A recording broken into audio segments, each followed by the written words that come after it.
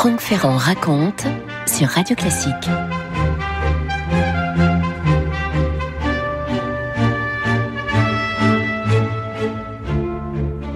On parle beaucoup, on parle énormément de Kiev ces temps-ci, sans se rappeler toujours que cette ville a été la métropole la plus puissante de toute l'Europe à une certaine époque dont nous allons parler aujourd'hui. C'était l'époque où son grand prince, le grand prince de Kiev, donnait à la France une reine. Nous allons revivre le destin de cette Anne de Kiev qui aura été la première régente de France et que, disons-le, les Français aujourd'hui ont un peu oublié. Et puis, nous allons tenter de voir pourquoi et comment les dirigeants de la Russie en sont venus peu à peu à prendre barre sur l'ancienne puissance mère kievienne. C'est quand même un paradoxe que ce berceau de la Grande Russie, cette région de Kiev et cette Ukraine soit devenue peu à peu la proie de la Russie elle-même. L'Ukraine ayant été satellisée à l'époque de l'Union soviétique, bien entendu. Nous sommes en l'an 1048, donc au beau milieu du XIe siècle. En France, l'Église est tout juste parvenue à imposer la paix de Dieu et le pays est en train de se couvrir de ces églises romanes qui resteront comme une de ses plus belles parures. Pour le moment, nous sommes loin du royaume de France, nous sommes aux abords de Kiev, la sublime, la principauté du grand Yaroslav, la cité dont on dit qu'elle comporte 400 clochers. Découvrons là cette métropole en même temps que l'évêque Roger Le Chalon et que l'ambassadeur envoyé par le roi de France. Le roi de France, c'est Henri Ier, bien sûr, qui a l'intention de faire négocier son mariage avec la plus jeune des filles du grand prince de Kiev. Elle est enclose dans sa double muraille, cette ville qui se dresse littéralement devant nos ambassadeurs du roi des Francs. Elle est là sur ses collines, casquée de ses coupoles dorées, de ses bulbes et oignons géants en écailles de bois. L'immensité, la splendeur, l'extrême richesse de cette Kiev médiévale sont sans doute assez difficiles aujourd'hui à se représenter. Les chemins de l'Europe occidentale, tout ce qui arrive de Mayence, de Prague, de Cracovie, tous ces chemins-là convergent à Kiev, de même évidemment à l'est que ceux qui mènent vers la Caspienne, vers les Indes même et la Chine, vers l'Arabie. Kiev est un contact, est un lieu nodal, une sorte de centre de réseau entre Varsovie, Koursk, Constantinople, du golfe de Finlande jusqu'au détroit du Bosphore. On peut dire de Kiev qu'elle contrôle une voie fluviale dont le Dniepr constitue l'essentiel. C'est la fameuse route des Varègues, aux Grecs, cette route des Varègues aux Grecs qui, en quelque sorte, aura été le grand axe du commerce nord-sud, et ce pendant des siècles. Voie navigable presque tout du long, il n'y a que 2 portions terrestres qui obligent à faire tirer les bateaux à terre par des bœufs et par des chevaux, ce qui veut dire qu'on doit en l'occurrence utiliser des bateaux assez particuliers.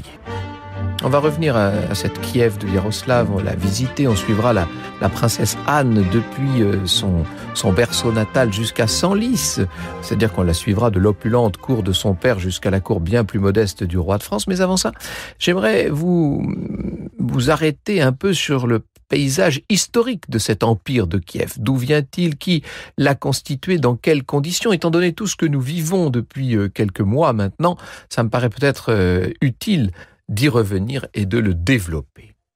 Franck Ferrand sur Radio Classique.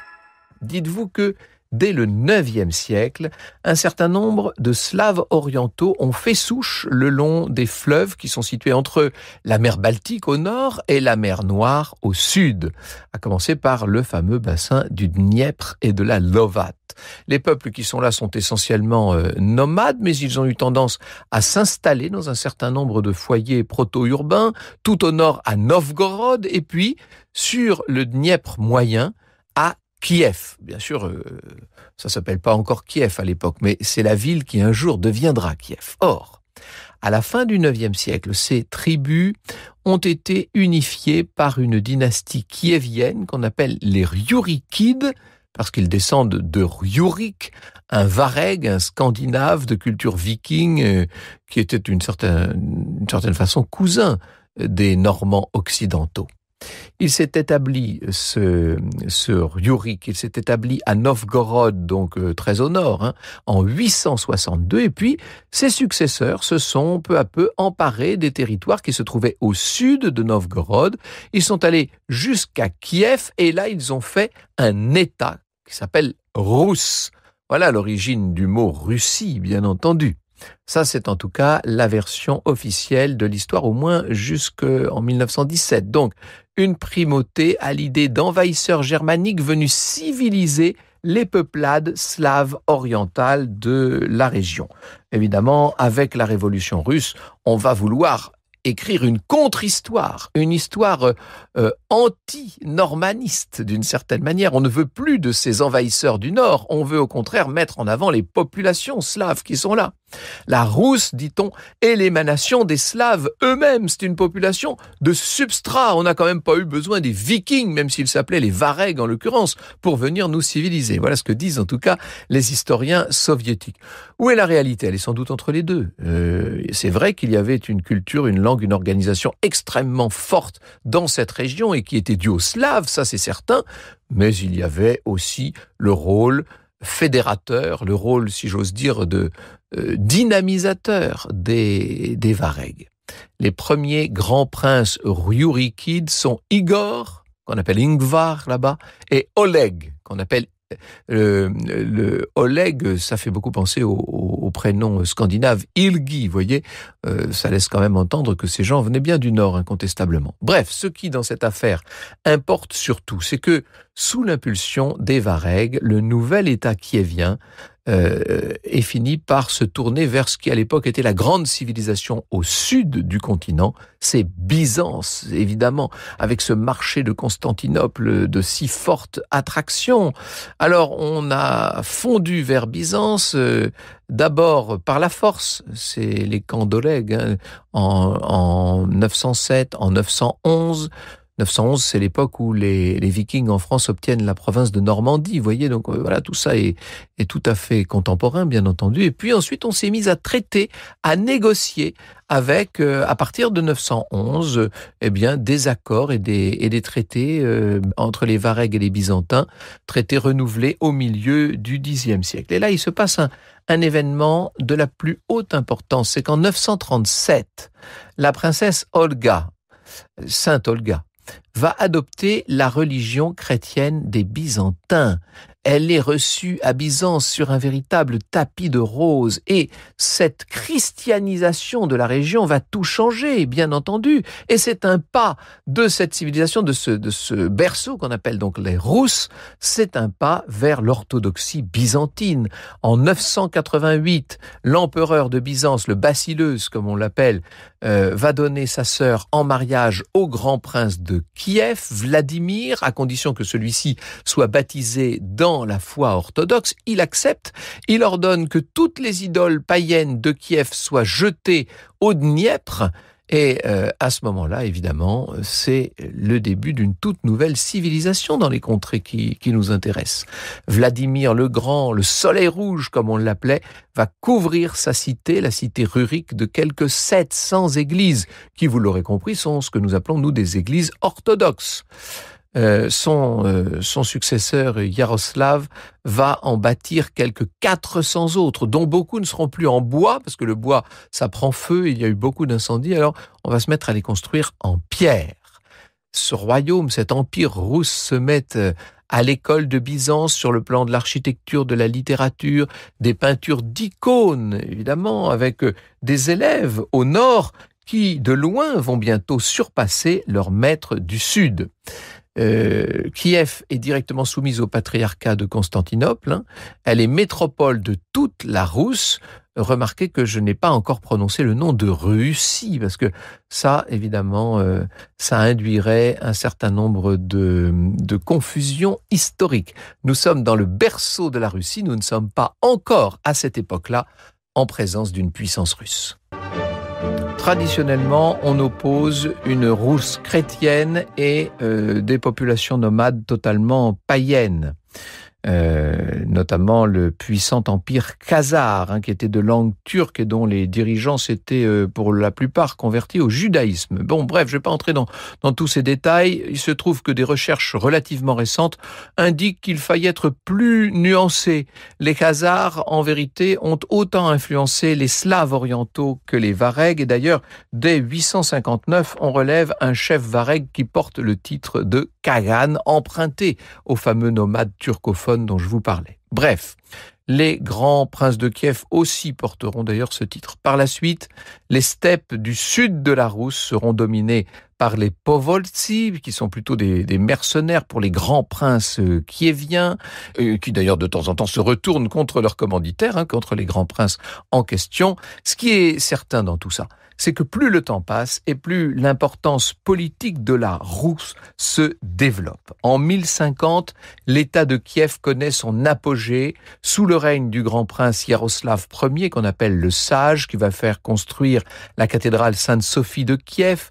C'est lui qui, en 1048, reçoit notre fameuse ambassade, l'ambassade envoyée par le roi de France, Henri Ier, sous l'égide de Monseigneur Roger de Chalon. Cette ambassade très bien reçue, je vous l'ai dit, qui va se révéler convaincante sans doute, puisque le grand prince de Kiev se révèle assez ouvert à l'offre que lui font les Francs. On ne parle pas encore de français à l'époque. En mai 1050, on reçoit à Kiev une deuxième ambassade, et cette ambassade, cette fois, est beaucoup plus convaincante, peut-être parce qu'elle parle aussi beaucoup d'argent. Toujours est-il que le moment est venu des échanges de présents. Alors, du côté des Francs, on a apporté des brocarts de Flandre, des justaucorps en cuir d'Étampes, du drap de Reims, de la dentelle d'Orléans, des enluminures qui sont réalisées par les moines de Saint-Denis. Le roi Henri Ier s'est littéralement saigné pour cette ambassade. Il a endetté la couronne pour que les cadeaux qui seraient offerts à la cour de Kiev soient à la hauteur de la civilisation slave orientale qui brille et qui rayonne là-bas. Le royaume de France, pourtant, à l'époque, disons-le, traverse une passe extrêmement difficile. Il faut vous dire qu'au début de son règne, Henri Ier a dû affronter sa propre mère, Constance d'Arles. Il a dû affronter le duc de Bourgogne, Robert. Et puis, Henri a dû soutenir les prétentions du bâtard Guillaume sur la Normandie et l'aider à s'imposer contre ses propres barons. Là, on était en 1047. Vous voyez qu'on n'est plus très loin de la bataille d'Hastings et de la conquête de l'Angleterre par les Normands. Le royaume de France est pauvre à l'époque, il est diminué, mais il n'en reste pas moins un grand État, extrêmement imbu de son rang, de sa puissance. Est-ce que pour autant, il fallait qu'Henri Ier demandât la main de la fille du grand prince de Kiev?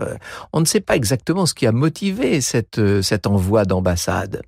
Ce qui est certain, c'est qu'il y a eu d'abord des tractations, puis des fiançailles qui ont été interrompues dans un premier temps. On a vu Henri Ier épouser Mathilde de Frise, qui était la nièce de cet empereur d'Allemagne qui, au début du règne, avait soutenu le roi Henri contre les prétentions de sa propre mère. Et puis, dès 1044, Henri de France, le roi de France, étant de nouveau veuf, étant sans enfant, eh bien, il a cherché une princesse à l'étranger. Et comme il n'en a pas trouvé en Angleterre, dit-on, eh bien, ma foi, il s'est rabattu sur la plus belle ville de la chrétienté après Byzance, sur cette ville de Kiev, dont encore une fois, nous avons aujourd'hui oublié l'invraisemblable rayonnement. On n'est pas encore dans le grand schisme à l'époque, qui ne va survenir qu'en 1054, ce qui veut dire qu'il n'y a pas encore cette scission entre l'Église catholique et l'Église orthodoxe. Or, Kiev n'est pas seulement extrêmement riche, elle est également pleine de denrées, ce qui n'est pas négligeable pour le roi de France. Il n'y a qu'à voir les trésors que la jeune promise, Anne, qui est la plus jeune fille de Yaroslav Ier, cette Anne de Kiev rapporte dans ses bagages des peaux d'ours de l'Oural, des fourrures de Zibeline, d'Astrakhan, des soieries d'Ispahan, des parfums d'Arménie, mais aussi, ne l'oublions pas, de la vodka, déjà, et du caviar, pourquoi pas. Surtout, il y a dans ces caisses tout l'or de la Colchide, évidemment le plus beau des trésors, à moins que le plus beau des trésors, ce ne soit la princesse elle-même. Franck Ferrand sur Radio Classique. Le voyage a été extrêmement difficile. Il a fallu passer par le lac Ladoga. Il a fallu cingler sur la Baltique, accoster à plusieurs reprises. On va passer par les territoires scandinaves, longer les Frises, puis les Flandres. On débarquera à Montreuil-sur-Mer, propriété du roi Henri Ier, le roi qui est donc le fiancé d'Anne de Kiev. On l'installe au château de Senlis, cette reine Anne, qui, avec une certaine bienveillance, va désormais régner sur toute la maison du roi. C'est vrai que pour l'instant, elle ne parle pas encore bien français, mais elle a tendance à se mêler bien volontiers à la foule les jours de marché. On la voit bavarder avec les marchands, avec les badauds. Bref, elle est très vite assez populaire, d'autant plus qu'elle aime chanter, qu'elle joue de la musique, qu'elle sait choisir ses amis. Bref, tout ça la rend extrêmement populaire. Et au cours des premières années de son mariage, Anne de Kiev, qui reste à Senlis, va donner plusieurs fils à son mari, Philippe, le futur Philippe Ier, Robert, qui mourra vers l'âge de 5 ans, et puis Hugues, futur comte de Vermandois, ainsi qu'une fille Emma, qui meurt en bas âge. L'union d'Anne avec Henri est une union heureuse, disons-le.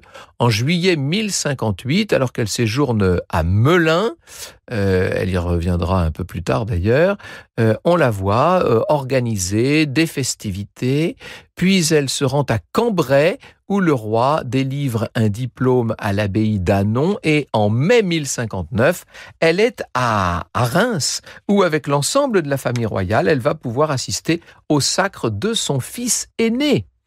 Mais le 4 août 1060, ce bonheur conjugal est brisé, puisque c'est la mort d'Henri Ier, qui laisse Anne de Kiev veuve à 36 ans.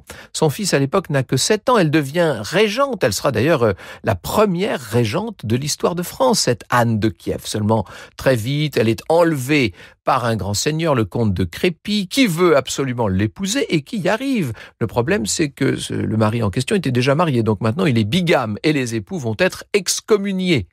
La fin de la vie d'Anne de Kiev est à la fois triste et belle. Elle a été répudiée par Crépy, elle a repris la route de sa chère terre natale. Et la voilà qui, avec encore beaucoup plus de difficultés que lors du voyage aller, va devoir repasser par toutes ces terres tellement inhospitalières pour finalement arriver devant les bulbes d'or étincelants de l'église de l'Annonciation qui surmonte la Zolie, la porte d'or de Kiev. Anne de Kiev mourra en 1075 à un peu plus de 50 ans.